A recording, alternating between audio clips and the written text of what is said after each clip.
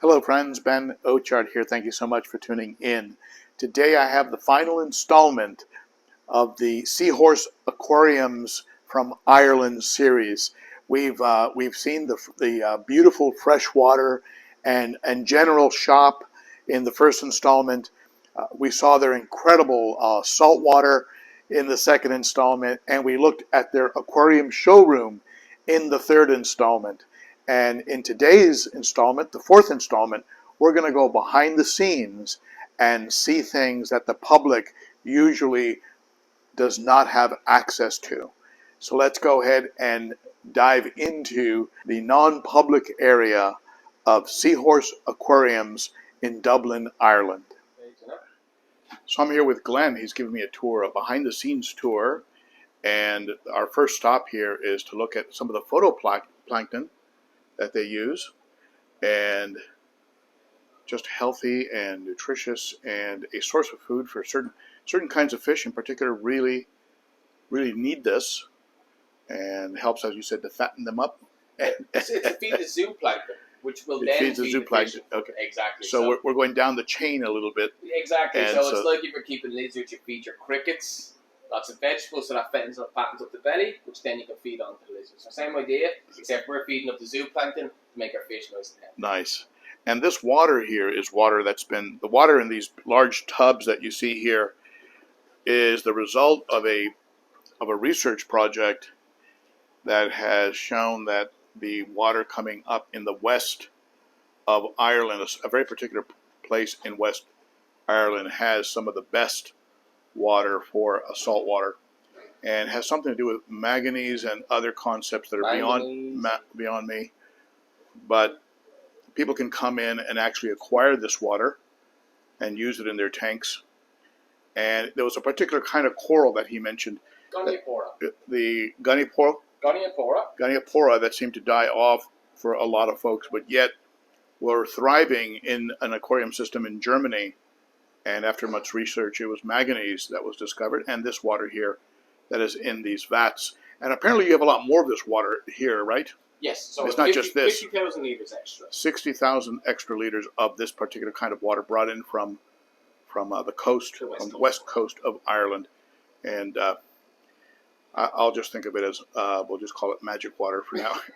And then basically we have our main pumps here. We have we have circulation here. And there's a second pump. So 60,000 total liters. This is another 30,000 liters, so 60,000 total. And here's the controls. So what we have is we have a pump on each one. So what will happen is we have a pump running. So we can have this that it runs directly into the shop through this line. We can have it running that it goes, instead of going to the shop, it actually recirculates into itself. So when we turn on the pumps, it keeps that water moving to stop it actually going stagnant. And we can have the opposite side running directly into the shop. So we'll always feed from one. And then we'll also have essentially a drain leading back from the shop itself back into this guy. And how do you get the water from the ocean when you need to top off and get more? You have a tanker that goes out there and pumps out? Yeah, we have a tanker that actually comes up and collects and basically reverses up, hooks up, and fills. Nice. And this would be, on average, we'd probably go through about 30,000 litres every second week. 30,000. Okay. And this is obviously included in customers purchasing water and also maintenance in our own systems inside. So that tanker is making a trip a week, minimum. Every second week. Every second week. Yeah, 30,000. So yeah, each tank. So we'd always try to have one spare. So every second week we try to get the other. I get it. Okay. So we always have a reserve for whatever reason, because some people don't realise. But of course, if you're trying to collect water off the west coast and the weather's not good, it's very, very unforgiving out there. So if the weather's bad, I'm afraid you're just not collecting. And not only that, harsh weather like that will also mean sediment's going to build up, so there's no point collecting the water. You're going to bring a bunch of sand back out. Exactly. Yeah. You're going to actually have. Now, do you do ongoing testing to make sure the water hasn't changed? So this is the beauty of having two. So when we actually have this one filled, we send that off to be tested before we use it. So if for whatever reason, and it hasn't happened yet, but for whatever reason this happens to be contaminated, we can literally dump it. So you know the customer's always getting good water. 100%. And you're using good water. Yeah, exactly. Yeah. We're using our own aquariums, so we're obviously maintaining the amount of stock that we actually have in there, so it needs to be of standard. Yeah, that's excellent. We sell to you what we use. No better stamp of approval. Yeah, it's using my own aquarium at home, you know? Yeah.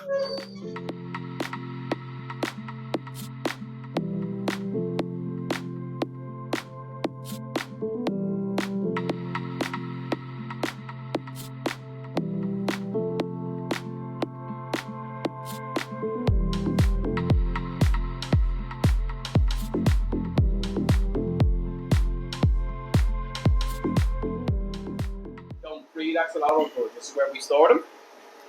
We have all our axolotls down here. You're sorting fish here. Yes. Okay, so there's no breeding or quarantine necessarily. No. We have, but these guys are essentially in quarantine. These are separated from everything else, and we will actually basically pick from here. Okay. This tank here, we actually set up. What we do is when we get auto sinklets in, we generally order them by the hundreds to the thousand. So what we do is we basically get this water filled with algae. So when you come in, you have the first few days to actually get that belly full, and then we can start feeding them on the likes of the Noma Effect or any of the other vegetable-based foods. So you're running FX6s on them. FX6s, you can't beat them. Yeah. Fantastic. And does Guinness work with these fish at all? Oh no, this isn't Guinness. This is something else. No, that's one of the German beers. Oh, you're in trouble now, my friend. And then over here, this is where we're starting to unbox some of this stuff. So this is a real beef live rock. So it's all the advantage of your live rock without any environmental impact negative on the actual environment. So in terms of collecting the rock, basically store it here. So we've started to open it today on some of them, and we basically fill them. We leach them with the salt water, and natural salt water as well. So the advantage of this is you're going to get no pests. So no pests. So this is your live rock. So this is the structure for the whole base of setting up a coral reef. Nice.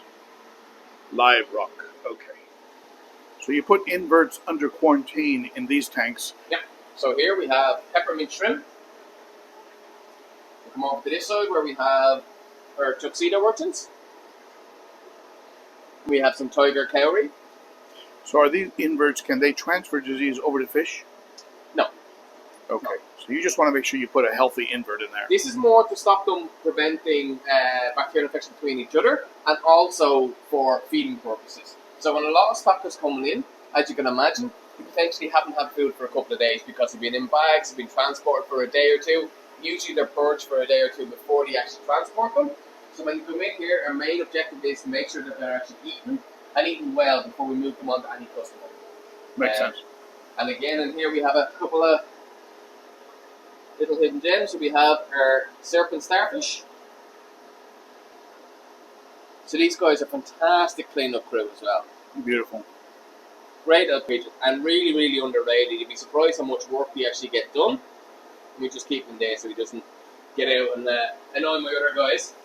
Now here I have some sand sifting starfish. So as you can imagine by the name, these guys are fantastic on their sand. Here we don't keep them with too much sand. We generally give them a little bit of algae to munch on to keep it going, and we have sand beds down there. So once you come into the aquariums, they're going to basically eat all that waste gathering up in the sand bed. And then we're into more of our snails and hermit-crabs. So our snails, we have Trochus species here. These will be commonly known as the pyramid. Beautiful. Reminds me of the pagoda snail in the freshwater. Yep. And then we have Very the pretty. turbo. And you can imagine by the name, if you keep an eye on them, for a snail, they're quite fast. But they also have these beautiful markings.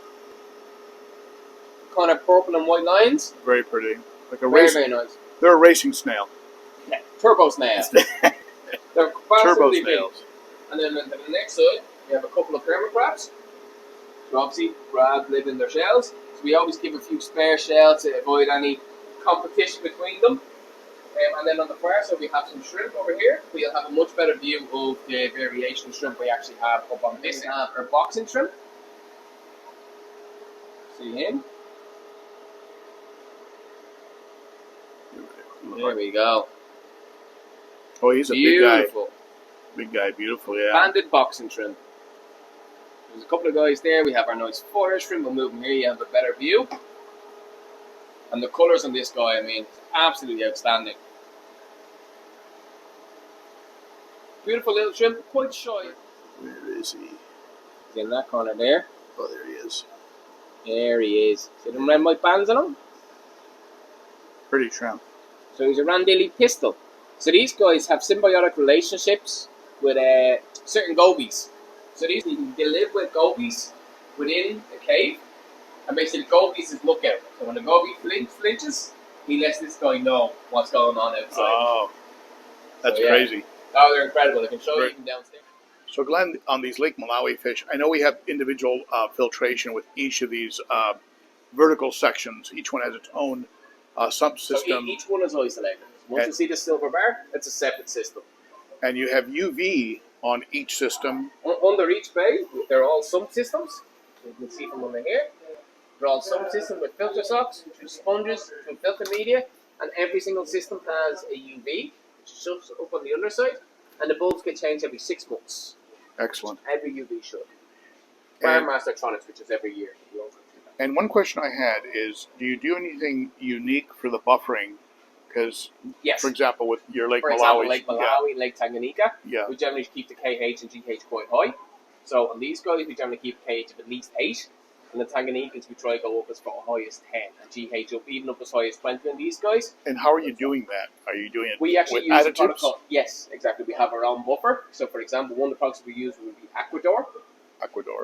It's a very good product. I'm not sure in America, but over here, it's quite normal. Not sure. It's a JBL product as well. So this is something you would add in, and it starts to move the pH up. pH, GH, and KH. So all with one product. Yes. Nice. Okay. So what you generally do is there's 2 ways you can do it. You can either add it to water before a water change, or you can also add a mixture to a small bucket and slowly drip it into the system to increase it very, very slowly. So there's no shock, no pH shock. Exactly, it's the same idea. And then once you get it to that point, it should really be weekly water changes that keep it at that point.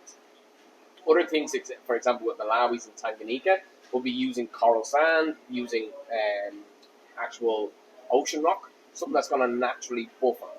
Like an aragonite or a crushed coral, 100%. Products like that. Have you found those to be successful? Yes, 100%. It mightn't get you to the exact required KH and GH you want, but it's going to give you half the battle. So then using the buffers, you don't need to use as much. Now, in America, there seems to be a prevailing philosophy of letting the fish adapt to whatever your local water conditions are. 100%. So letting the fish adapt is probably the best thing you can do, because the one thing that can happen is if you're constantly chasing numbers and you're fluctuating, you can cause more stress in that sense. So in a way, I do agree, but at the same time, you also have to get the parameters to the sense that the fish are happy. Because if you keep, for example, Malawi's in a low pH and low KH and GH, yes, they will survive. You're going to lose colour and you're going to lose activity. So you're not going to get the same responses in terms of breeding, and you're not going to get the same responses in terms of activity. It's the same thing if you're keeping discus. You keep discus at a higher pH, the chances of them breeding gets lower and lower.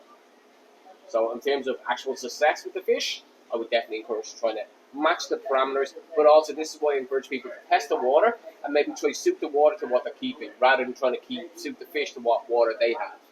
You know, because for example, if you have a high pH, it's perfect for cichlids, but if you have a lower pH, it's perfect for like your angelfish, other fish. You know, let that suit. So maybe acquire or keep the fish that are probably a better match for your water, as opposed to constantly chasing numbers. To change it. For example, if your pH is slightly higher and you need to do minor adjustments and it's easy to fix, that's fine. But if the problem is that it's so vast in the difference, and every time you change you get a drop, you're probably better off trying to manage a little bit lower. Like I said, I would generally try to suit the fish to my own water as well, as best I can.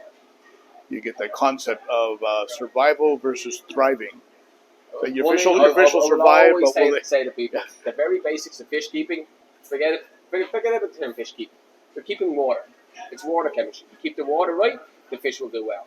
So it's trying to keep that water right, but most importantly, keeping it stable. Stability is key. One thing that they're offered in the world that we try to offer them in small aquariums, whether it be 50 litres, whether it be 600 litres, these are small compared to their environment. So to keep them in that kind of conditions, you want that stability. That is the key. That's the key. Everything stable and the fish will thrive. That's gospel. Every time I've had a problem, it's been because of some abrupt change. I tried to do too much too fast, and the fish then stress out on me. Yeah, very, very good.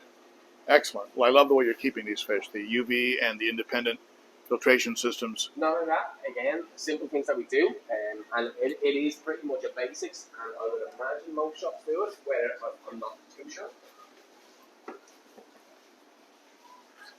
But a hand sanitizer. So what's the one thing that you need to make sure is biosecurity between your own staff members. So what is the point of us putting through all this effort of adding on UVs and adding on these products, and then the first thing you do is I put my hand in this fish tank, and the customer says, you know what, I'll also take a German blue ram, and I say, no problem. Yep. Stick my hands in there. Cross-contamination, whatever issues that may arise in there, I'll transfer it right to here and allow it to circulate through the system. So you work hard on cross-contamination issues. Biosecurity is massive. Now, let me ask you another question that has come up before on sanitizers, especially as we went through the COVID. that some of these actually can kill off bacteria, Yes, 100%. beneficial bacteria. It's also about letting giving yourself at least 40 seconds before, because alcohol sanitizers will evaporate through your hands. So it's making sure your hands are nice and dry. So it's trying to leave the required time before putting your hands back into the aquarium. So the sanitizing is okay. Just be sure you let it gas off, if you will. 100%. Okay, excellent. Now we're going to go into the back of the store, into what they call the quarantine area, and take a look at an area that the general public, I imagine, doesn't see this unless they make a special request. Let's go back into the quarantine area and see what's going on back there. The simple things that kids, people not understanding the whole quarantine, and potentially again, biosecurity and potentially passing issues over from one tank to another. So this is kept very separate from the rest. Yeah. So and here you can straight away see, you can probably see straight away even from the video, there is a difference from what we do in here to out there. Yeah. So straight away, none of these tanks are connected. They're all separate, and the water supply is completely separate. So these are not banks. No. These are separate. Each individual tank. All right. So any issue that arises in one tank can be treated in that one tank. 100%. And that also means, as I said, if I'm treating one, I don't also have to. I can treat another tank with a different treatment without cross-contaminating, giving different issues. So you're using large sponge filters. Sponge filters are the key for this. Sponge filters and heaters in each. And how are you getting water into the tanks for water changes? I have ball valves, so what we actually use is we produce our own RO. Our RO is always 0 TDS, and we use the wastewater for this. So the wastewater comes in, and then we can always buffer from this point. But from this point as well, it also means that we can keep this guy at a different KH to this guy and this guy. So we can always monitor KHs and keep them on a different value.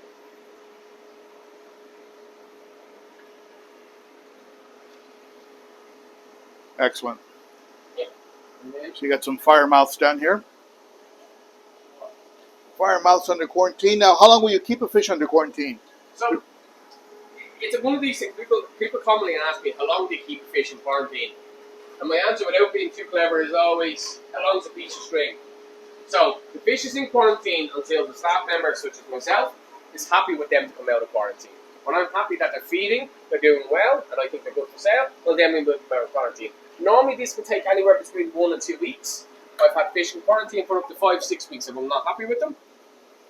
So you're not saying, okay, 1 month he goes into the display. If I don't feel that they're 100% ready to go, they stay in quarantine. But it's been a week or two. He's active. He's interacting. He's eating well. His colors are great. His fin display is wonderful. He's going into the show tanks. 100%. Yeah. Okay. He's going out for sale. So it's not set in stone. Like everybody stays a month back here. Yeah. Everyone can stay a certain amount of time. As I said, it can be anywhere between a week and a month, but it is all purely depending on the health of the fish. So if we feel he's ready to go, we'll move him out. If we feel that there's a fish, for example, in there, we have a bit of a mixed batch here. So, for example, if we felt that this guy had a bit of a bacterial infection, we wouldn't move him out if the same fish was in that tank until we treated that guy. So it's just, again, it's that biosecurity of not potentially passing stuff over that can harm your current stock out front. Now, is this water change limit here based on medication that's occurring? Is that why you're... Yes, okay. Exactly. So once we treat, we will obviously, depending on the water, depending on the treatment, we will then depend on what quantity of water change and when will it actually occur. Got it. Now, is this a fish that somebody brought in?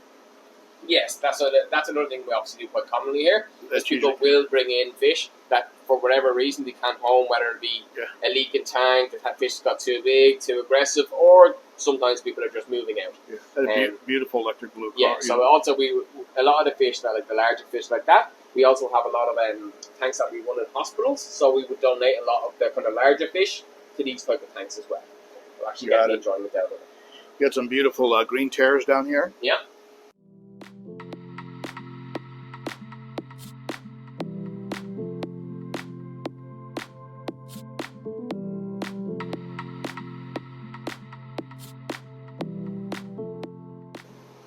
And then you'll see here, for example, I have this.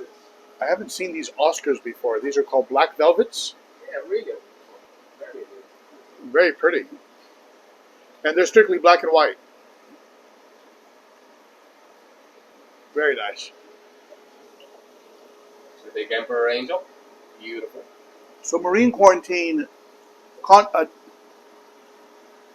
contrary to what you're doing, different from what you're doing with the freshwater, these are on one system of filtration. Again, because the marines certainly have all the same water quality, so I'm trying to keep everything the same. The one difference with marines, when they come in, usually the marine fish are kept at slightly lower salinities. So usually what we have to do, when the fish come in, they're normally kept about 1.020. So we have to do, most people when they keep them at home, if they're keeping fish in a reef tank, we keep 1.025 to 1.027. So what we do is over the course, slowly over 1 week to 2 weeks, we bring up the salinity. So we slowly bring up the salinity to get them to that required temperature. So then, one, they're matching what we have on the shop floor, but it's also matching what people are keeping at home. And this is to ensure that the fish don't get another shock, going from a low salinity to a high salinity. And the big change from a low to a high, it actually will it'll make it harder for the fish to actually breathe, because the salt concentration has gone up, so it's changing that osmotic pressure. So that's what we try to do slowly, and just bring them up over the course of 1 week to 2 weeks before we actually bring them out into the shop. Very nice. So all the fish you see here have been in store since last Tuesday. So they're 9 days in quarantine, and they're all eating well and nearly good to go. So once I have a bit of time and a bit of space out on the shop floor, I'll move them out for sale. Very nice.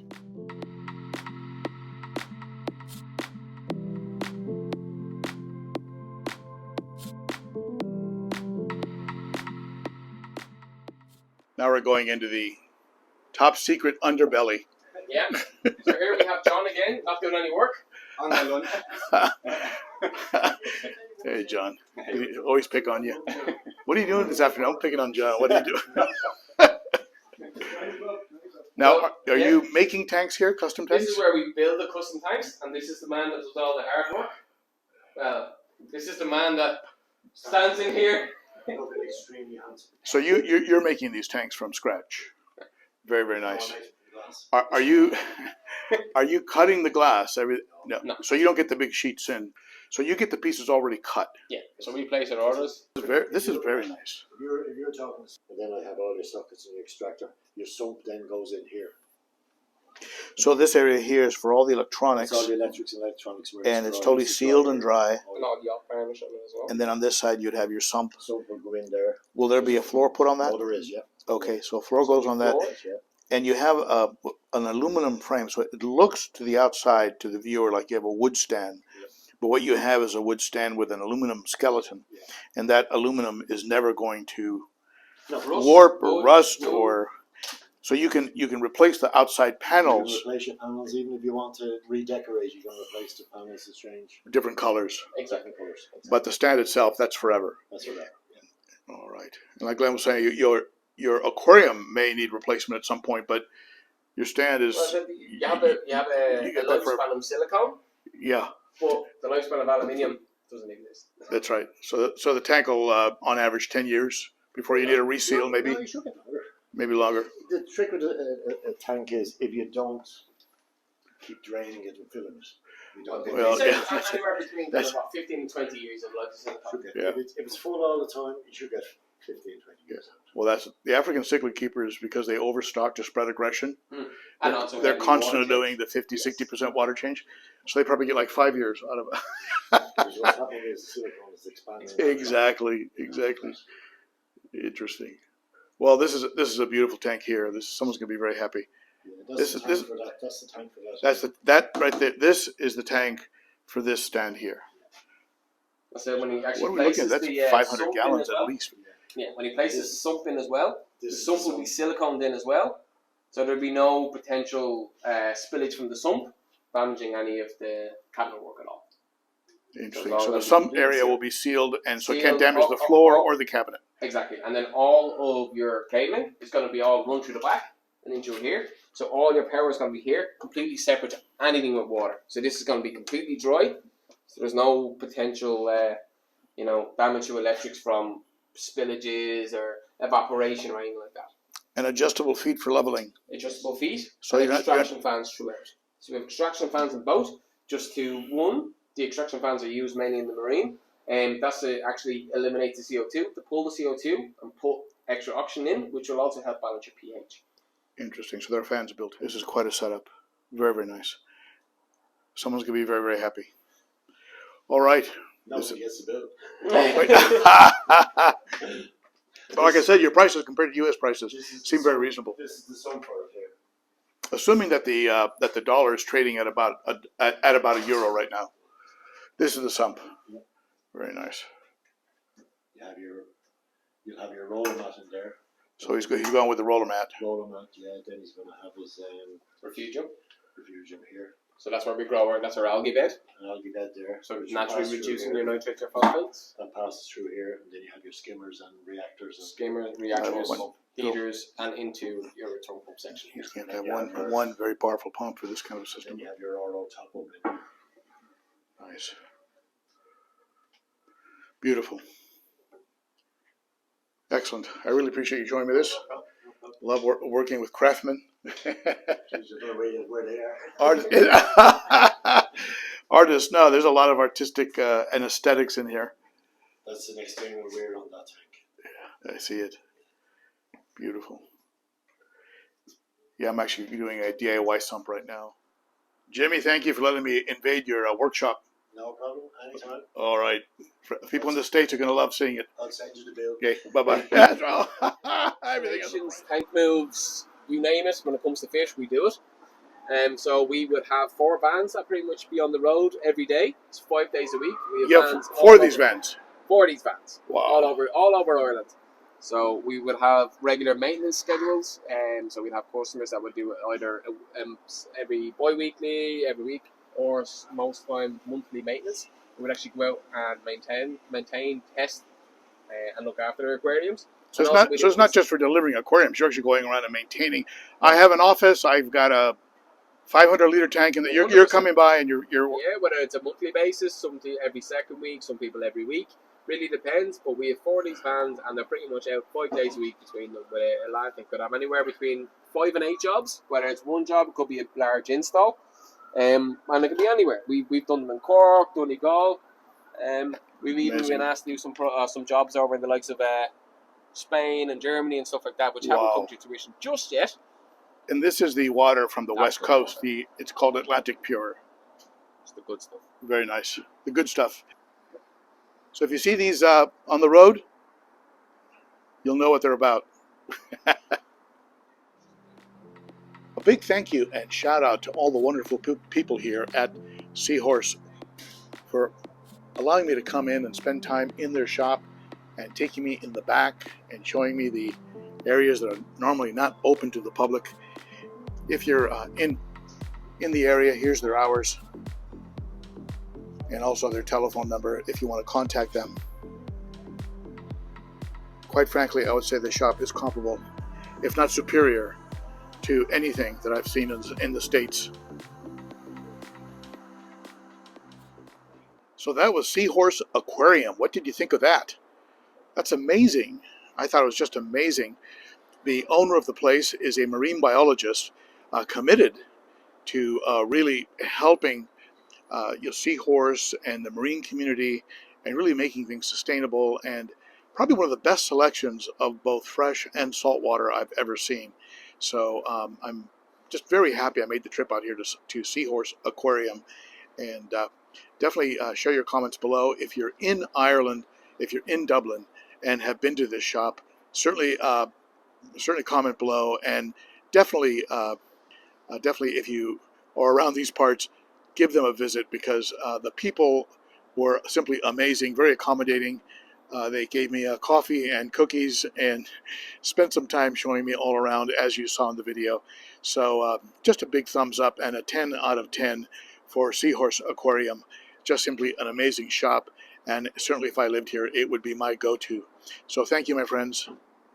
If you liked the video, be sure to hit that sub button and the notification bell, and let YouTube know that something good is going on the channel, and that way they'll tell other fish keepers about the channel. And also, if you want to support the channel and more videos like this, be sure to become a Patreon supporter. It's a monthly way of supporting the channel, anywhere from $3 on up. Very, very appreciated. Thank you, my friends, and that's it for me from Dublin, Ireland. See you back in the States shortly. Bye-bye. Well, I hope you enjoyed that series as much as I enjoyed putting it together, and as much as I enjoyed visiting Seahorse Aquariums. The team there was simply amazing. you can tell they sort of embody the attitude and the spirit of Kaylin, the owner of the shop. Just a very, very great experience for me to go visit that location. Thank you so much for tuning in. You're very appreciated, and I hope to see you on Saturday for Cichlids and Coffee. That is a live stream with a lot of great fish keepers chiming in and having great discussions about fish keeping. That's every Saturday at 11 a.m. Central Time. I hope to see you there. So if you'd like to see other videos about visits to local aquarium stores, check out these videos.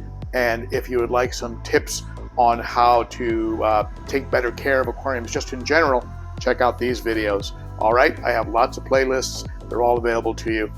Thank you, my friends. That's it for me. I'll see you next time. Bye-bye.